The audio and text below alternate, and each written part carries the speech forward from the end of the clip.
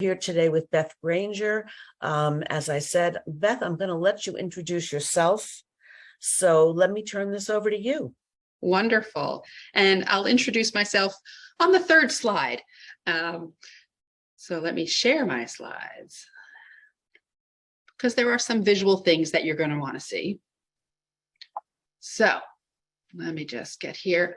Before I tell you about me, I kind of want to get a sense of where you are on your LinkedIn journey. So in the chat, please put a 1 if you think you have an account, but you probably don't even know your password.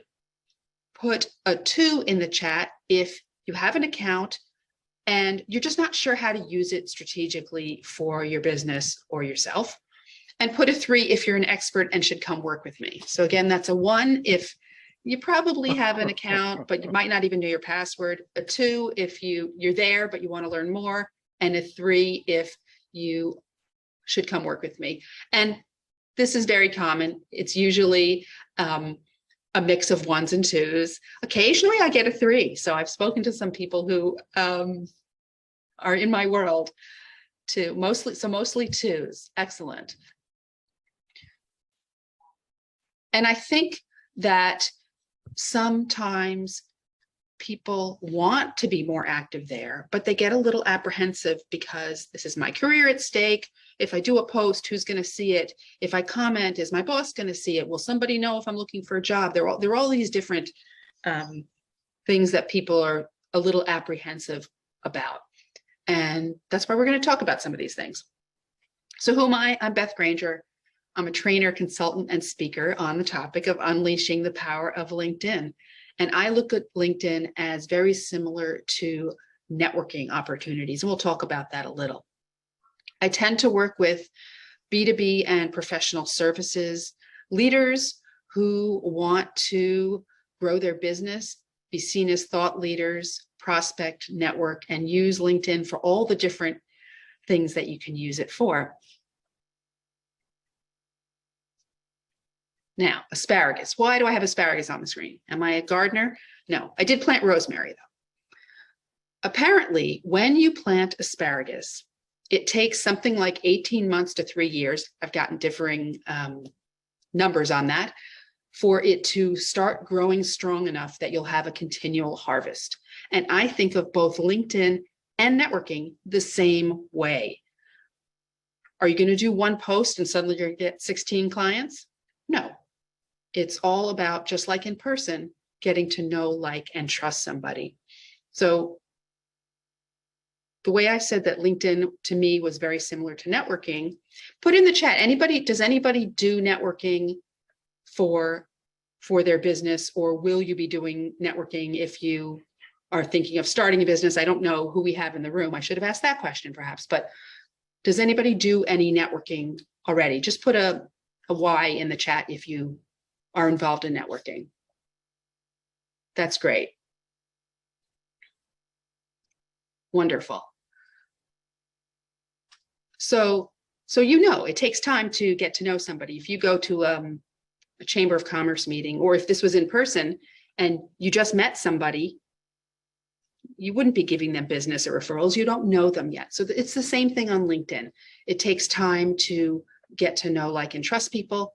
But it's a wonderful place to strengthen those relationships because pre-COVID anyway, how many coffees or meetings could you have in a day? You don't have the time. So it's a great way to stay in touch with people as well. I always like to, even though you probably know this, especially those of you that said you were a 2, I always like to go over the connection levels because there's a lot of strategy involved in who you're speaking with. So a first connection is someone you sent them a connection invite, or they sent you one and the other person connected. So for instance, when I met Ronnie, I sent a connection invite. We are first connections. If Ronnie is connected to Willa, but I am not, Willa is my second connection. There's at least one person in between us. Now, third connections are more like second cousins, twice removed. LinkedIn doesn't show you that path. LinkedIn does show you the path to the second connections. So second connections are your prospects, your potential customers, your potential referrers, and there are people in between that may be able to make an introduction. So that's where the real power is, these second connections. Also, lately, I've been finding that people have connected. Maybe they went to a conference, they met somebody, they connected, but if they didn't talk to them after that, it wasn't a very strong relationship. So you can actually prospect in your own network. There are people in your network who might become clients or customers, but you just don't know them well, but you are connected to them. So your first connections and those powerful second connections are where you want to be spending your time. Don't worry about the third connections because it's harder to reach them. There are so many people you can already reach. Now, LinkedIn, I don't know how often you're all there. It's constantly changing. It can be changing as we speak. I gave a continuing education class at Hofstra, and people were at their computers working on LinkedIn, and they had different experiences because LinkedIn was testing something. So just be aware that it is constantly changing. It's part of why I have a business, and part of why I have group programs where we learn about, okay, here's what's changing. Something that worked last month doesn't work next month. But so when you go there and there was something and you thought you knew where it was and it seems to have moved, just know that LinkedIn does change a lot. And don't be afraid to click. What's the worst that can happen? So they tend to move things more than get rid of them. And you might be in a test group, but just be aware that there are amazing new features, one of which I'll be telling you about in a little bit. So to me, LinkedIn is like, imagine a building. The powerful foundation is your profile. On top of that is the networking, the connecting, the engaging, the conversations. And then on top of that is the content. And when I say content, I don't just mean posts that you share or content on your profile. It's also engaging with the content of others.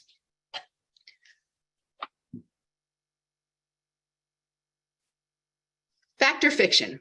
Put it in the chat. Do you think, since we're going to talk a little bit about that powerful foundation, your profile, do you think your headline, which is the text under your name, should that be your job title? Why in the chat if you think it should be your job title, and if you think it should be something else, even if you're not sure what that is.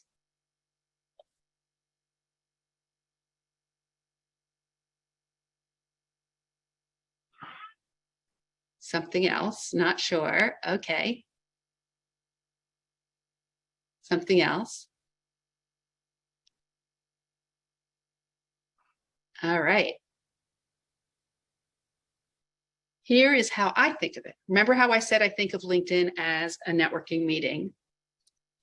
I think of it as your 220 character elevator pitch. And yes, everybody was saying something else. If we were here in a room and if we had a longer amount of time, I might put you in breakouts to introduce yourselves to each other to come up with that wording. But think of it as if we were in person and you just met someone else and they said, oh, what do you do?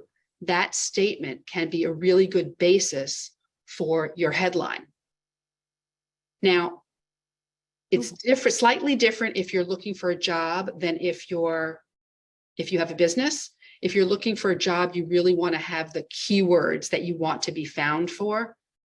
If you have a business, yes, keywords, maybe they're important, but for most of us, it's not like somebody goes to LinkedIn to search for a vendor or somebody to work with. It's more when they hear your name or they're introduced to you or you introduce yourself that they're going to check you out. This idea of an elevator pitch. There are different ways you can do it. You can do I work with too. So clarify who's your ideal client and what is the benefit they get from working with you. That's one of the formats people will use a lot. And just as you do your networking and introduce yourself, you'll find what resonates with people, and that's a great basis for your elevator pitch. Because, for instance, my company name, very not creative, Beth Granger Consulting. If I put my title as CEO at Beth Granger Consulting, that doesn't tell anybody anything. It tells me I couldn't think of a better name and okay, it's my business. Not enough. So here's the top of somebody's profile. And back in the old days, we used to say top of the fold for having things on the top of a newspaper when it was folded.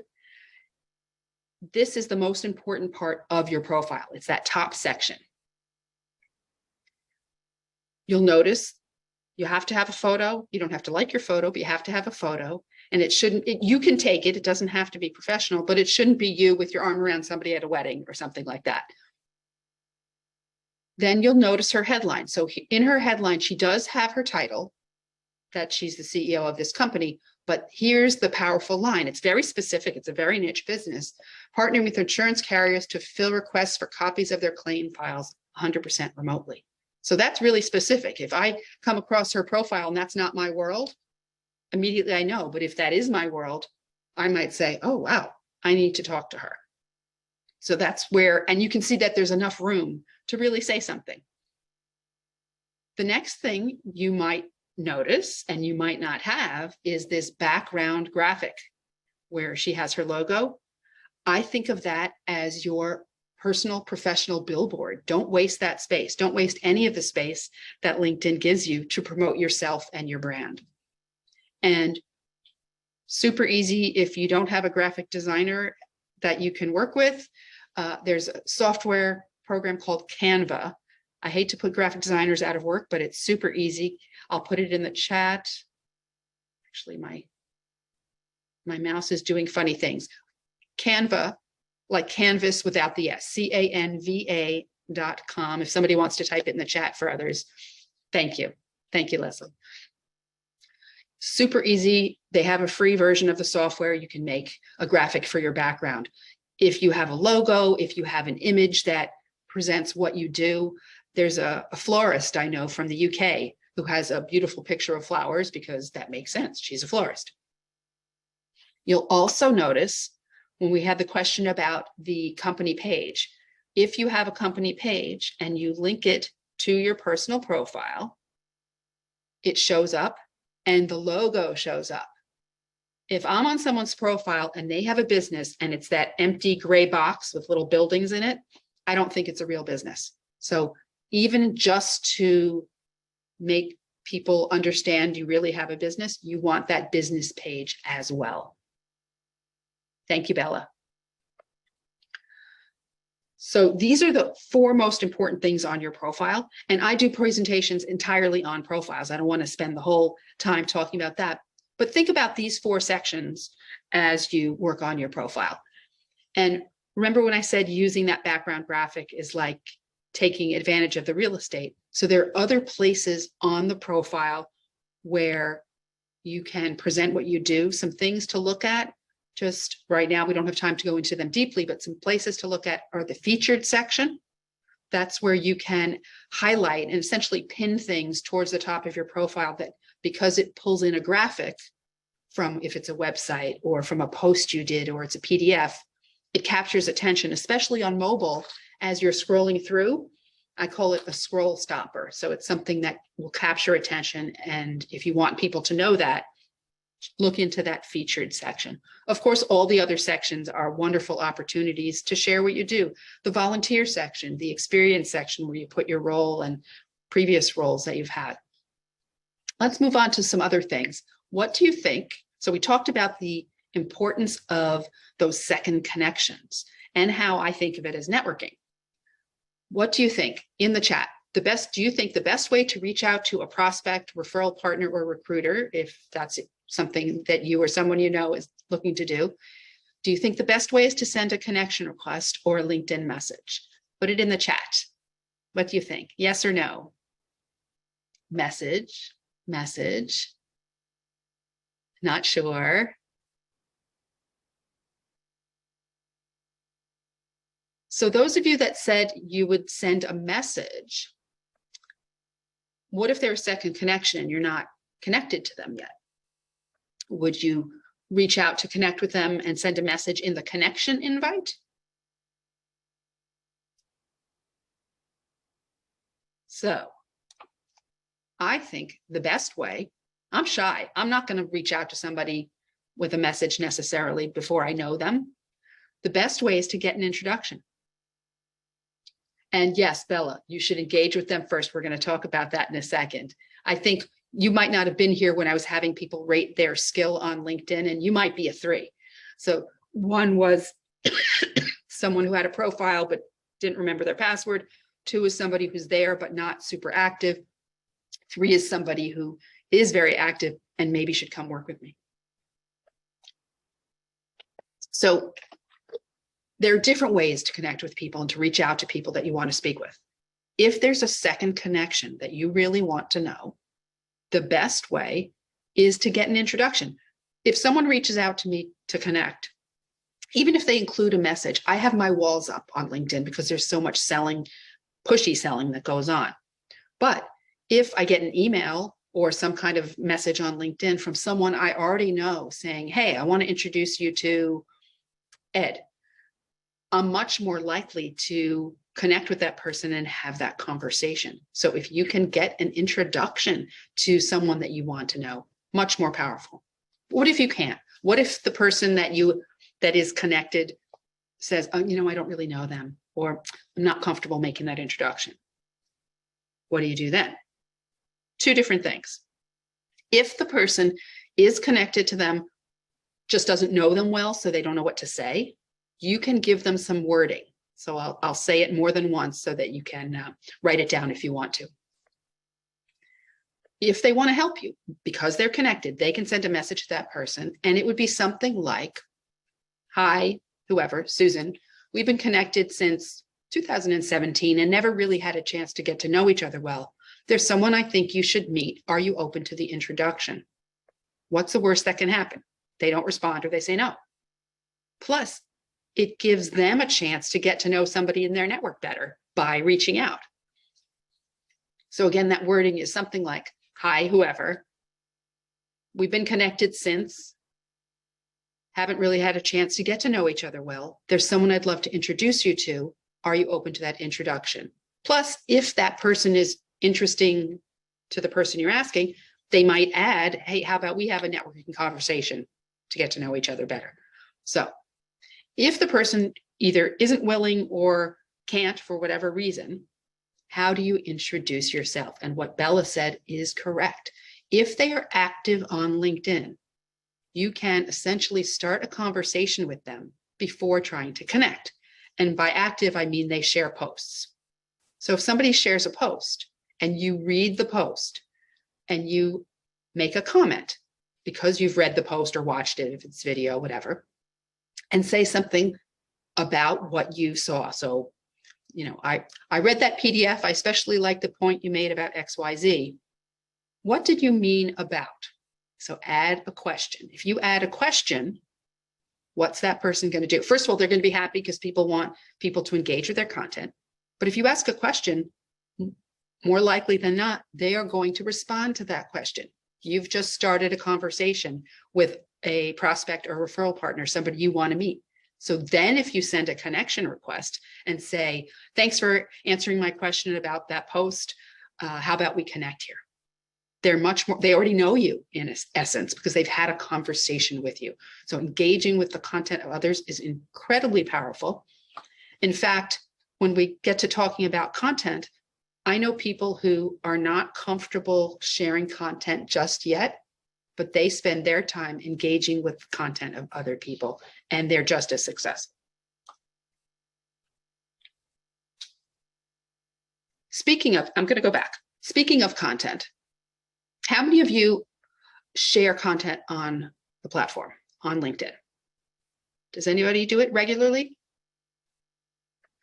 Lisa, I know you do, but I don't see it often. I need to click on your bell, something I'll be showing all of you later. Very little. No. So when I ask people if they share content, most of the reason that people don't is they're not sure what to share. They're a little nervous about what's the right thing to do. Great way to get started, answer the top 10 frequently asked questions you get, not all at once. So you can do a post answering something about your business or what you do. And if one person's asked it, numerous people have probably asked it. Another great way to get started is your business origin story. So how you got started in your business. Those are great ways to get started. and think of it as a conversation. If we were all in person, a post is a conversation that you're having with somebody. We're talking, somebody said, oh, hey, did you read that article in the New York Times about blah, blah, blah, blah? I thought this. That's a post. Somebody asked you a question. That's a post. So let's move on to one other thing. I give a webinar called 9 LinkedIn Landmines. And I'm going to share 3 of my favorites. And by LinkedIn landmines, I think those are the things that people do that get them in trouble and can damage their reputation. So you've all probably been on the receiving end of this. Curious in the chat, are there things that either you have done, probably not you, but that you've seen done that you don't like on LinkedIn, that bothers you on LinkedIn? Put it in the chat. Behavior that happens, and we'll see if it's one of the 3 that I picked to share with you.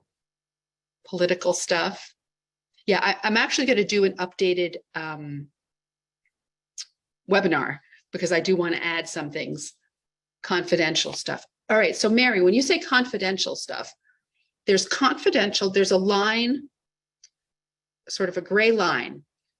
Some people are saying, oh, LinkedIn's becoming too much like Facebook. People are sharing personal things. So there's personal and there's private. So to me, private, confidential things that shouldn't be shared for whatever reason, I agree. Personal, so sharing that you took a week off and how wonderful it was and you have work-life balance, to me, that is part of the conversation. That is the kind of thing you would talk about if we were in person. You don't get right to business all the time. You get to know people. But everybody has to find where they're comfortable and how much personal versus professional they're comfortable sharing. But the private or the confidential, absolutely. So I'm going to pick, these are 3 of my favorite things not to do on LinkedIn. This is the most popular, most hated thing, the connect and pitch. How many of you connect with somebody that you don't know typically and immediately get a message with a sales pitch? Right? We hate it. We hate this behavior. So 1, don't do it. People are often swayed. Somebody will come and say, I can get you 200 new clients in 2 days by using this technique. No, it's not true. Don't do it. And now people have actually been pitching in the connection invite. I have gotten requests to connect and they're selling. They're saying, I don't think I have an example picture here, but one was a financial planner. First of all, financial planning, something you have to really trust that person to give them your life savings to invest. And this person was trying to get me to have a conversation about that. And I didn't even know them yet. So the connect and pitch, most hated, really bad. Don't do it. It doesn't work. The next is indiscriminate tagging. So I went to an event at LinkedIn actually a couple of years ago. It was called the Groups Listening Tour. And they asked us all the questions about what we thought we wanted groups to be like and then didn't listen to them. But I met somebody there who started mentioning me, tagging me in every post that he did. And it got annoying. If his post was about, oh, hey, we were at this event and this is what we talked about, it makes sense to tag me. If it's, I just learned to change my tire and he tagged me, in essence, he was asking me to engage with his content. And you don't want to push people to do that. You want to do it when it's appropriate. So you're at a nonprofit event and you raised a lot of money, tagging the other people there, of course, that makes sense. You're saying thank you. And you want to mention the person you're saying thank you to. That makes sense. But just listing people so they will engage with your content, not a good plan. And somebody put in the chat that they didn't like if somebody tells a poster they're unfollowing due to a post. Yes, that's like when people say, they're leaving a group. So if you're leaving, leave, don't announce it. But the indiscriminate tagging, there are other ways to get people to engage with your content. Make it compelling, ask a question. But yes, tag people when appropriate. And you don't want a wall of tags. You don't want to tag like 500 people. I think there is a limit. I don't know what the limit is, but you don't want to have a whole tag wall. And my third favorite one, invitations with no note. So there are some people will say, I get just as many acceptances if I don't put a note. I believe in putting a note. Actually, more for you than for them. And I'll tell you why. This is a great little tip. First of all, you let them know why you want to connect, how you met them, and make it about them, not about you. How many of you have received a note that says, I'm looking to grow my network of, insert what you do? Well, I don't care that you're looking to grow your network of people that do what I do. Tell me why it's in my benefit to be connected with you. Comment on something you read in my post, right? Make it a personal thing. But now the little secret. Remember I said you might ask for an introduction to somebody and the person says, oh, I met them, but I don't know them. If in the note you put, hey, met you at, if two of you were talking in the chat privately and you met here, if you sent a connection invite and you said we met at the SBDC event, then a year later, if you don't end up talking to the person, a year later, you realize you want to have a conversation with them or you want to ask them for an introduction. If you go to click the message button, that very first message will be what you said in the connection note. So it'll remind you where you met somebody. This is so powerful for me because I don't use an actual customer relationship management tool. So for me to go back and be able to remember why I know somebody, it's great for me to do that. So I recommend always sending a note. You're much more likely to get your connection request accepted, and it reminds you why you and where you met somebody.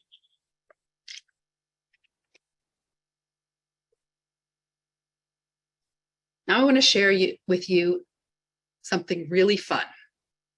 This is now that we're more out and about in the world, but even before, if you're out walking your dog, somebody else is walking their dog. You start talking because the dogs are sniffing around each other. You start talking, you realize, wow, I need to be connected with this person. But I'm out walking a dog. I don't have a business card. In fact, I don't know where my business cards are since COVID. I might have to find them. You can, but what do you always have with you, even when you're walking your dog? Your phone. So right now, I'd like you all to take out your phone and open the LinkedIn app.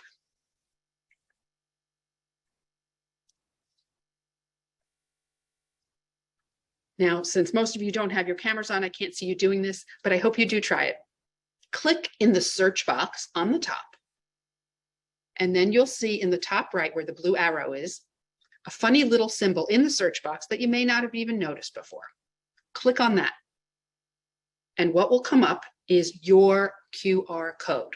If you were in person, one person would have the QR code. The other person would click a little to the right where it says scan. And you would put the phones on top of each other. So you can see what happens. I'd like you all to click scan and hold the camera up to the QR code on the screen. Wait, go through the steps again, Beth. Sure. Okay. So go to your LinkedIn app. Okay.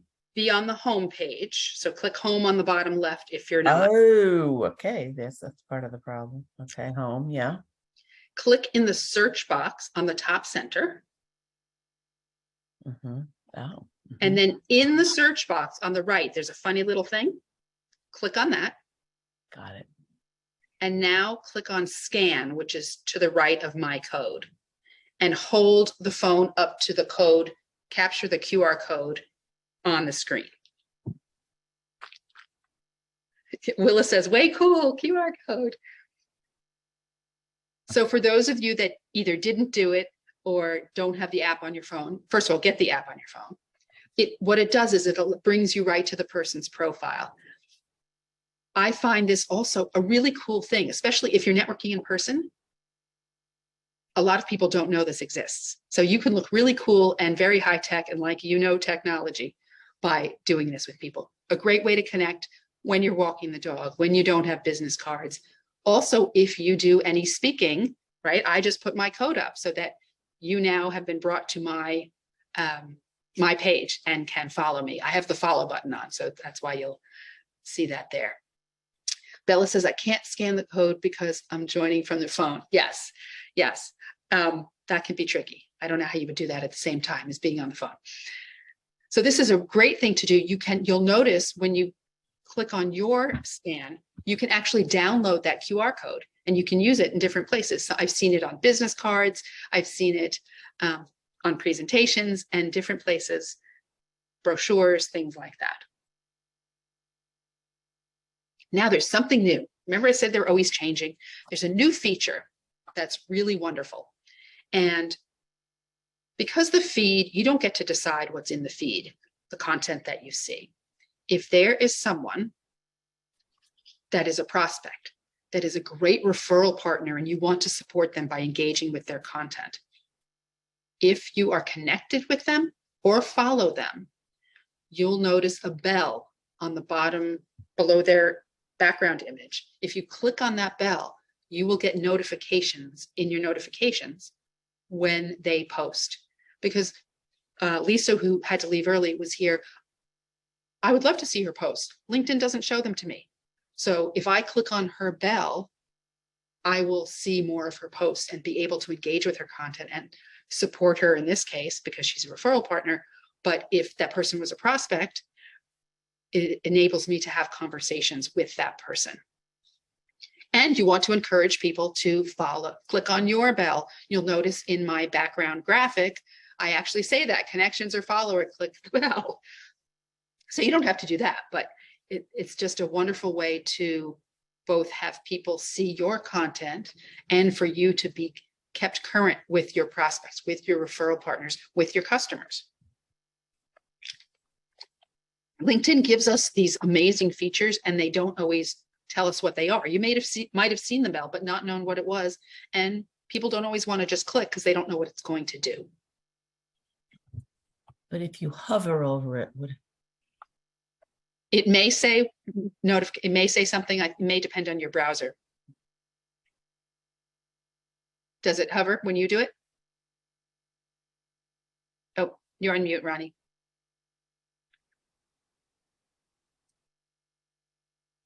Anyway, the bell is a great way to be sure to see the content of people that you want to either support or that are potential customers, potential referral partners, and things like that. So, or people that just interest you. There may be people that you never want to connect with, but you like their content. So click on their bell. Remember I mentioned that 9 LinkedIn landmines. Here's a different QR code if you would like to watch the replay to see the other 6 landmines. And again, I will be updating it. I'm going to do a live event. So if you end up watching this one, you'll be on my mailing list and I'll notify you when I'm going to do an updated version. So all you have to do is click on that code and perhaps we can send out, I can either put it in the chat or if there's another way you want to get it. Question time. I know I just went over things very briefly because LinkedIn, you can go so deep. Like I said, you can have an entire conversation just about one feature. I'm sure you have questions. Now's the time to pick my brain for free. That's so great, Beth. I mean, this is, I just took pages of notes here. Thank you. Really. Let's see. Les, are you with us? Certainly am. Okay. And I don't see any questions. Ah. Can I put the replay link in the chat? Yes, I can. If I can get, my mouse is weird when I'm sharing a screen for some reason. And Beth, even if you can't do that, please send it to Ronnie because Okay. I'll send it out to everyone in the follow-up email that I'm going to send.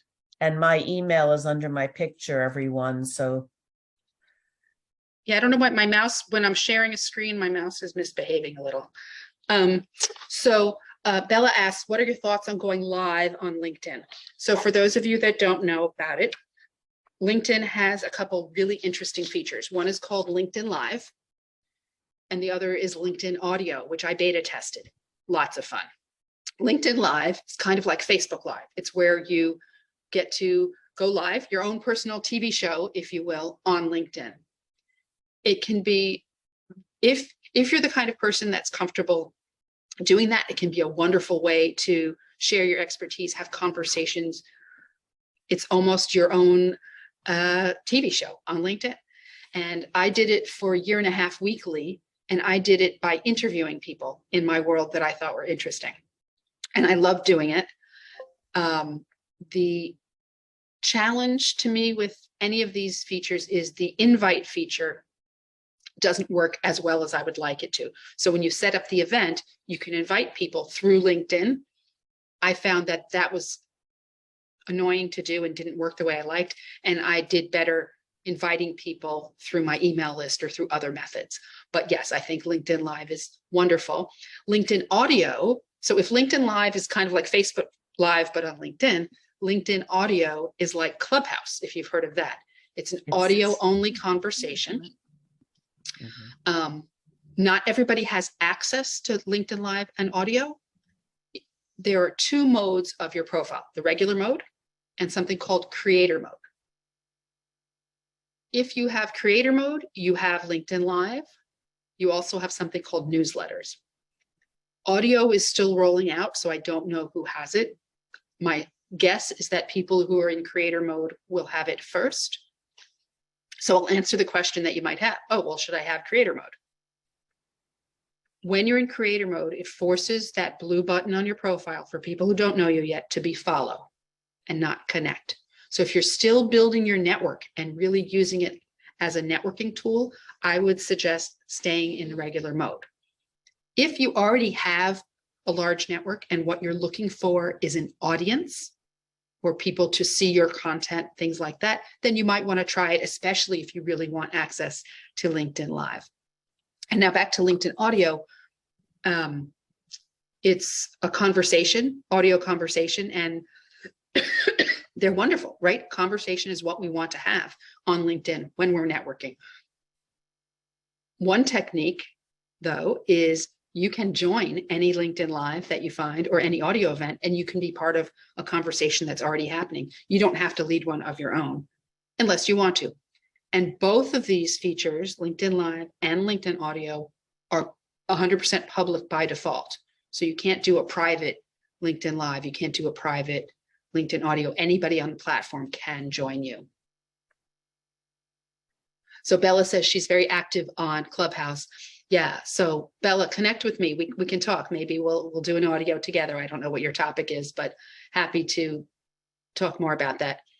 And Kay Pleasant asked, do you connect your personal page to your website or business LinkedIn page? Both. So under the experience section on your profile, and I wish I could get to the stop share. I don't know why my mouse is doing this thing. Oh, well, anyway, sorry for this blank screen. You want to connect your business page that you should make, if you don't already have one, to under your experience section where you put the name of your business. Under contact information, you can link your website. And remember, I mentioned the featured section. If, for instance, you have a business that's mostly online, you can link your website right to that featured section, and it'll bring up the picture from the website and make it easier for people to link through to it. And Roberta asked, what is Clubhouse? Clubhouse is a social media app, social audio app that opened up during COVID, and a lot of people went there. It's audio conversations. And now you can have similar audio conversations on LinkedIn. Bella asks, how do we know if we have access to LinkedIn Audio? If you go to create an event on the platform, under event where it says event type, if it says audio, you know that you have it. And it's not something that you can apply for the way you used to be able to apply for LinkedIn Live. So you'll get it when they roll it out completely. We have another one further up. Oh, hold on a second. I'm so sorry. I'm so frustrated that I can't stop the share so that I can type in the chat. Oh, that's okay. Ms. Guadalupe is asking, for marketing a business, how often should you post? Are there, great question. Is there such a thing as too many or not enough posts? Yes. So I would say you're more likely to post too often than not enough. What I like to say is start with once a week, because what's happening now, and it's very interesting, there are people who will post every day, but I've been noticing, and other people that do what I do have been noticing, that posts seem to have a longer life. So if you have a post and people are still, the views are increasing, or people are still commenting on it, if you do another post, it seems like you're saying, hey, LinkedIn, look at this new one, stop showing the old one. So if you have one that's doing really well and there's great conversation going on, you might want to wait before you post again. So that's why I say start with once a week is a great way to start. Do I do more than that? Yes, I do, because there are conversations that I'm having, or maybe I wanted to promote this event. So obviously I would do that post, but start with once a week is a great way to. And Beth, someone had asked something about, is there a max, is the maximum number of connections still at 500? So it's not 500. What will happen is if you have more than 500, that's what it says on your page. It'll say 500 plus connections. I forget the exact number. I think it might be 10,000 connections. That is the max. And then they will sometimes allow you to connect with more people. Like I can look it up. I forget the exact number, but you want to have a philosophy, a connection philosophy. If you connect with everyone in the world and don't get to know them, those aren't strong connections. They're not necessarily valuable connections. So when I first started, I said, okay, I have to either really know the person, have met them, or had a substantial social media conversation with them. And that was pretty good. But for instance, I'd go to a conference or a networking meeting. If I met somebody once and never had a follow-up conversation, that's not a strong connection. So you have different levels. You have the people that you really know, like, and trust. That's kind of your inner circle. Then you have people that maybe you've met at an event or they follow you. So it's still good to have those connections, but I like to be a little deliberate about who I connect with. 30,000. Okay, thank you for looking that up. Yep. And 30,000 is a lot. I mean, seriously, your business might be better with 500 really strong connections than 30,000 connections that you have no idea who they are. And also when you have follow on, so I have the follow button on now, that means that people can be following me, but not connected. And the difference there is if you're following somebody, you can see their content, but you can't see their connections. If you're connected, that's more of the networking thing. You can see each other's connections to ask for introductions, etc.